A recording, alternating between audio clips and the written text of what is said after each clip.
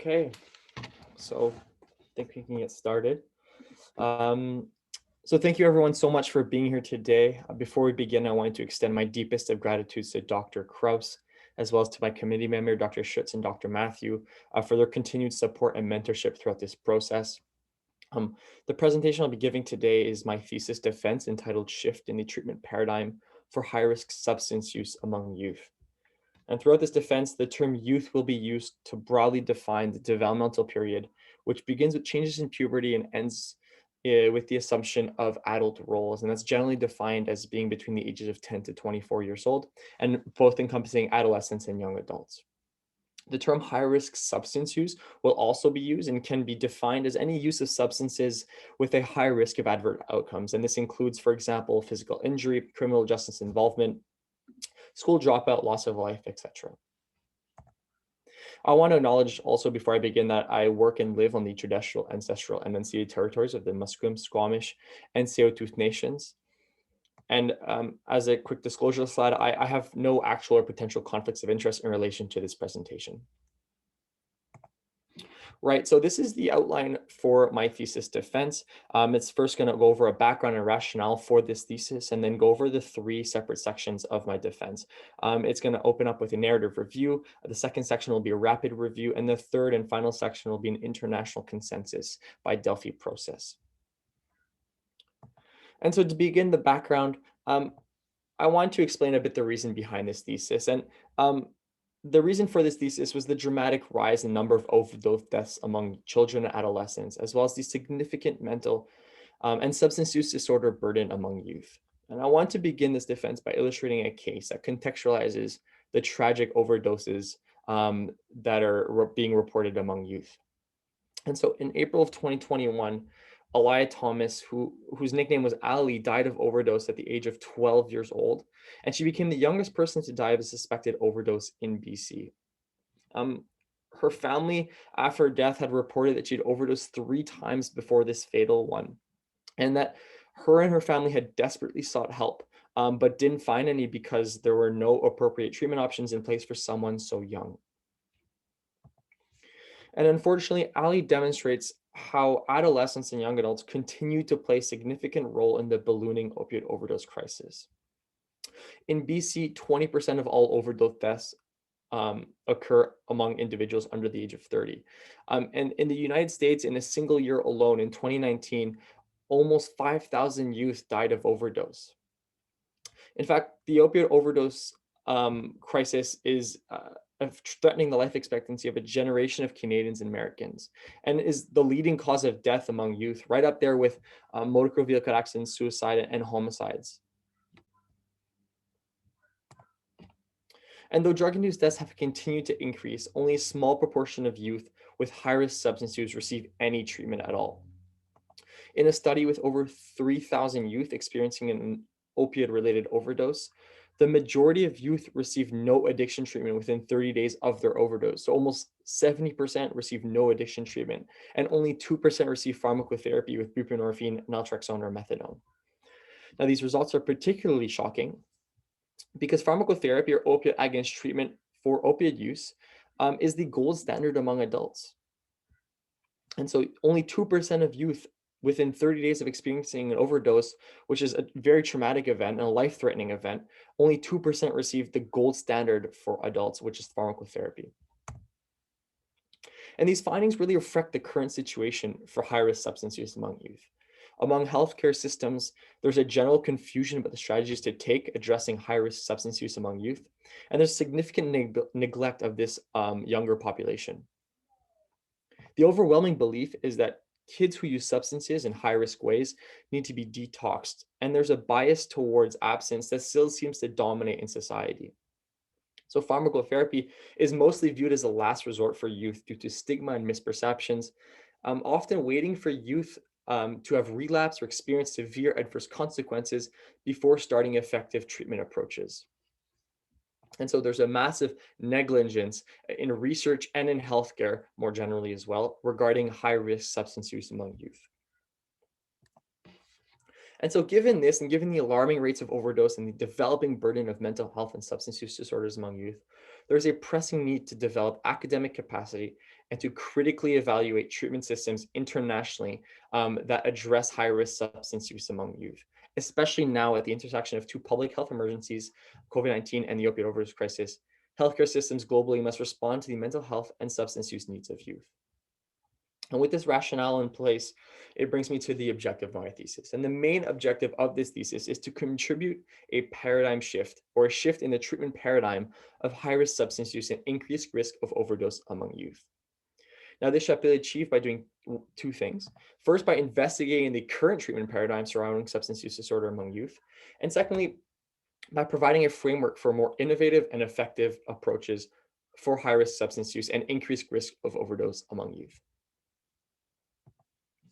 And so in this first section of my thesis, I'll be going over a narrative review that was published in Early Interventions in Psychiatry earlier this year.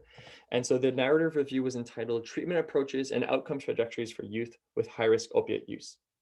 And so we did a narrative review because we want to do a comprehensive, critical, and objective analysis, which could be used to provide a firm foundation of knowledge regarding evidence-based treatment approaches for youth.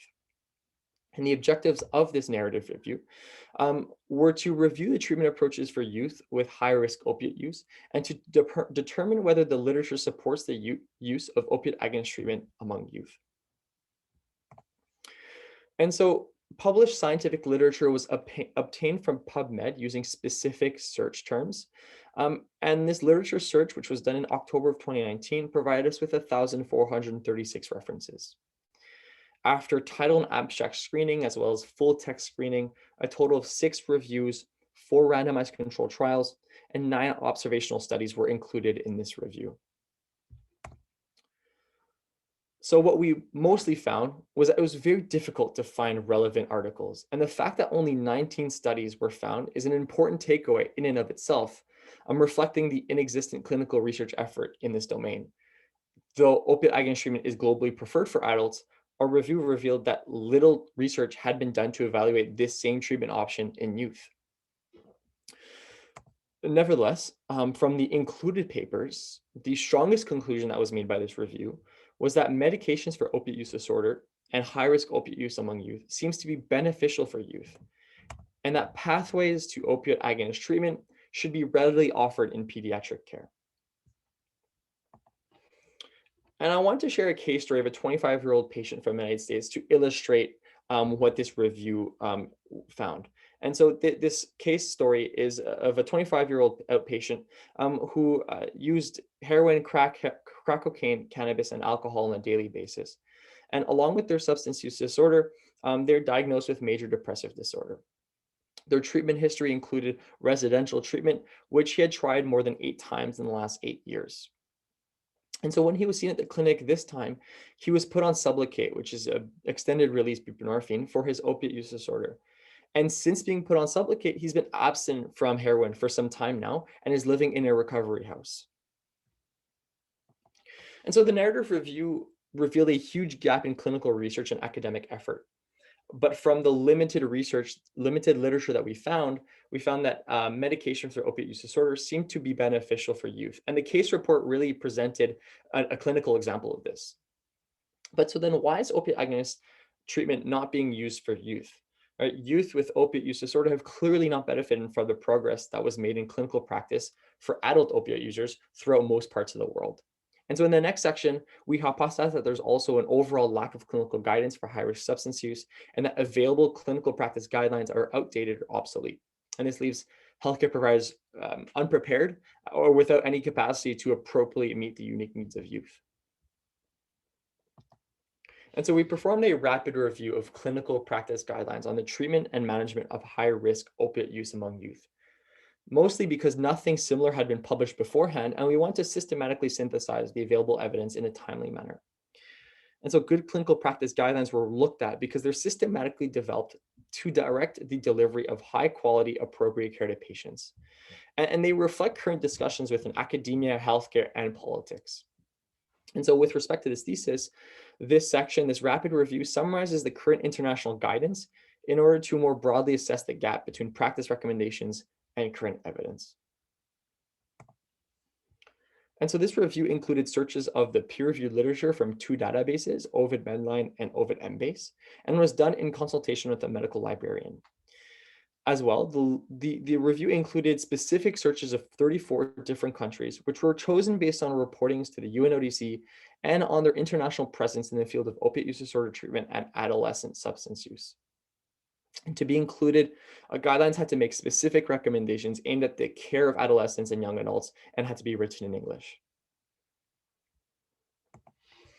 And so what we found from this narrative, from this rapid review, was an international shortcoming and an overall lack of evidence-informed guidance for a higher risk opioid use among youth and young adults. Only 3 countries had specific guidelines dedicated to treatment of opioid dependence among youth, so Canada, US, and India.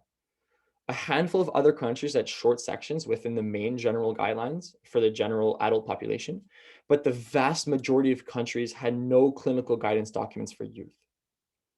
And the lack of good clinical practice guidelines really highlights the gap between policy research and clinical practice in this domain. And again, I want to present a case report to demonstrate the consequences of such international shortcomings. This is a 16-year-old male patient from Egypt who was seen in an outpatient clinic for substance use disorder with daily use of heroin, tramadol, and cannabis. He had overdosed once before and was pushed to seek treatment by his family members after experiencing a substance-induced manic episode. And so at the clinic, he was treated with benzodiazepines, antidepressants, and mood stabilizers, as well as psychosocial and counseling treatment. But these were mostly unsuccessful for him. So how is this case relevant to this part of my thesis? Well, in Egypt, a country with minimal infrastructure in place for mental health, having clinical practice guidelines for youth with high-risk substance use could guide and direct healthcare providers and policymakers towards prioritizing youth mental health, developing appropriate treatment services, and better addressing the needs of their youth.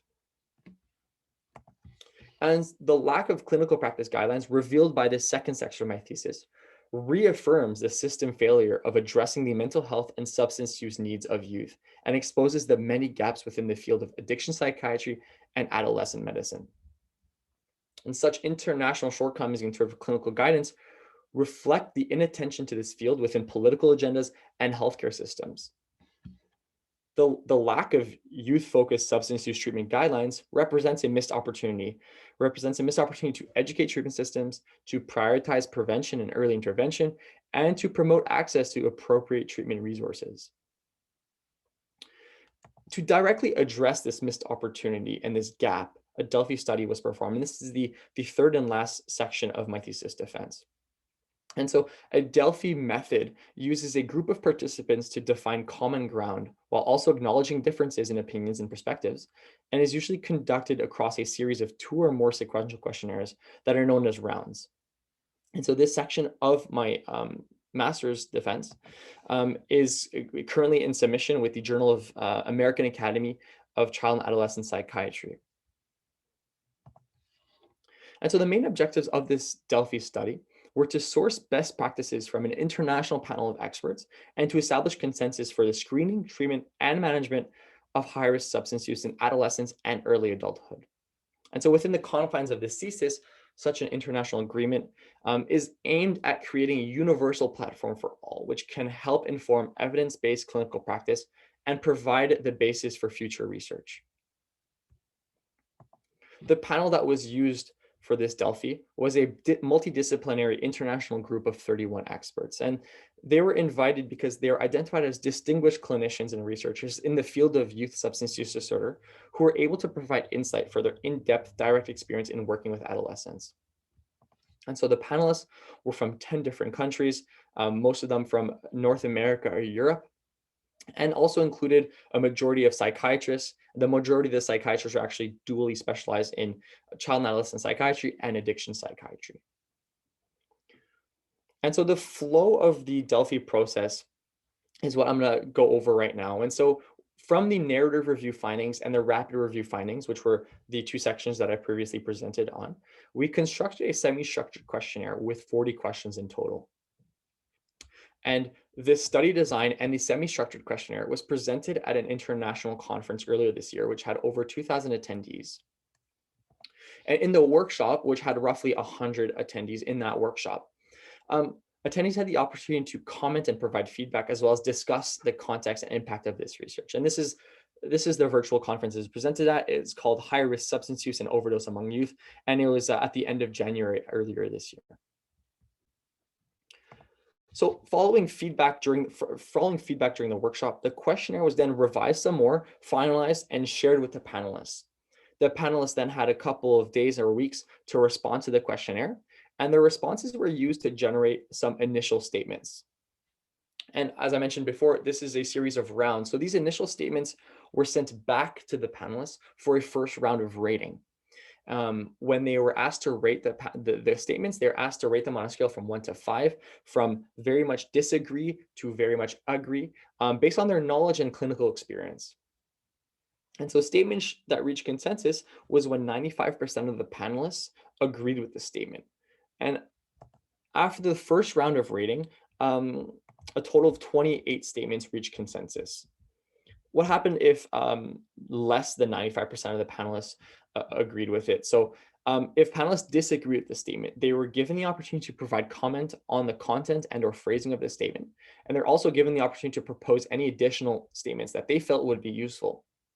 And so statements that did not reach consensus were deemed controversial or revised based on the comments from the panelists and were sent around for another round of rating. And so in this second round of rating, from the statements that were deemed controversial in the first round, in this second round of rating, 16 statements reached consensus. Again, the same process happened here. So any statements that did not reach consensus in this second round were deemed controversial.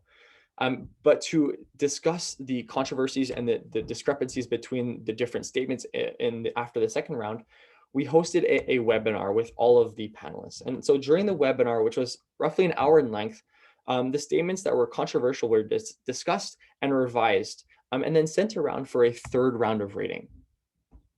And in this third round of rating, 16 statements reached consensus.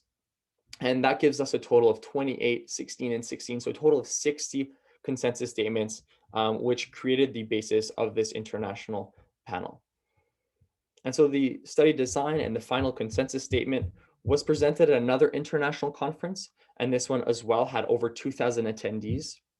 And it was called Let's Talk Overdose, the Hidden Pandemic and How to Stop It. And this was done in the middle of June. So roughly 5 months after the first conference. This provided us with a good first opportunity to share the findings of the Delphi process. And so the 60 international consensus statements were subdivided into 5 different domains. And I'll go over each domain and provide a one-sentence summary of what was agreed upon. The full list of statements are in my thesis. The first domain was on outlining clinical risk, and experts recommended that all youth be screened for mental health problems, substance use problems, and related risks. For the second domain on determining target populations, experts recommended that the specific needs of vulnerable target populations be addressed in their treatment trajectories with appropriate services and programs specific to each.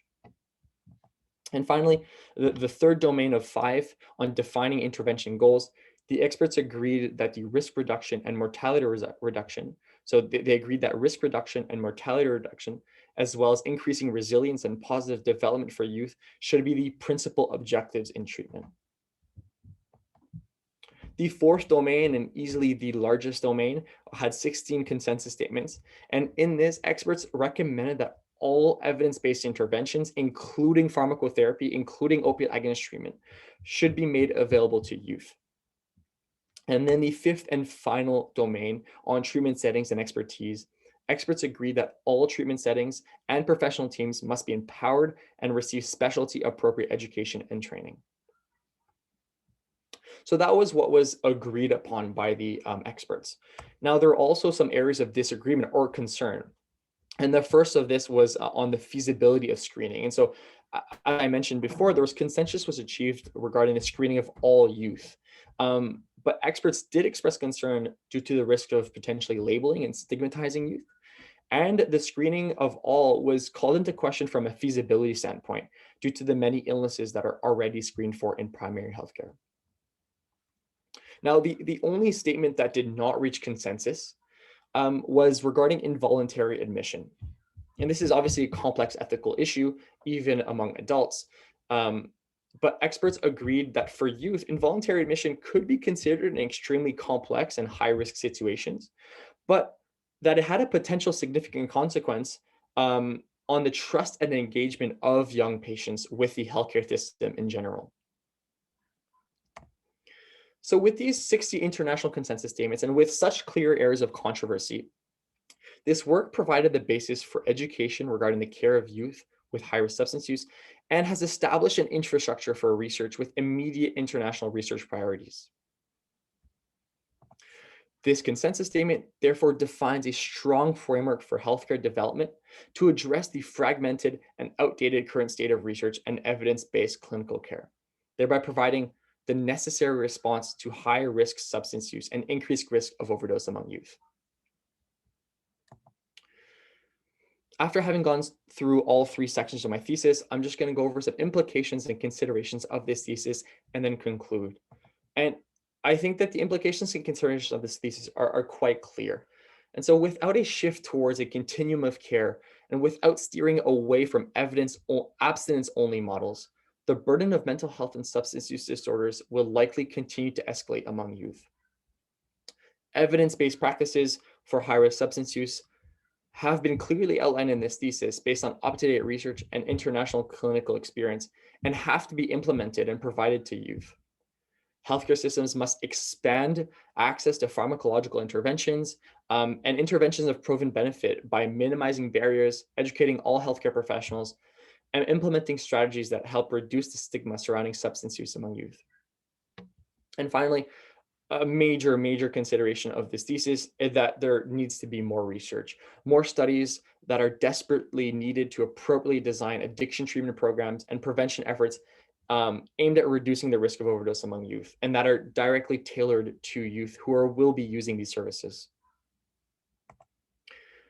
And so kids are quite literally the future of our world. Now, what kind of system do we have if we fail to provide youth with the appropriate support and care for them to meet their human potential? And the main objective of this thesis was to contribute a shift in the treatment paradigm of mental health and substance use disorders among youth. And so this defense represents a first step in the creation of baseline recommendations, which can be used to promote interventions of proven benefit and discourage ineffective ones in an attempt to improve not only the quality of life, but also to reduce morbidity and mortality among youth with high-risk substance use. And so long as the care for mental health and substance use disorder among youth continues to be substandard and negligent, their fundamental human rights of access to the highest attainable standards of health continues to be violated, and we must do better. And so with that, I want to thank everyone so much for their attention. That is the end of my presentation for my thesis defense, and I'll gladly answer any questions now.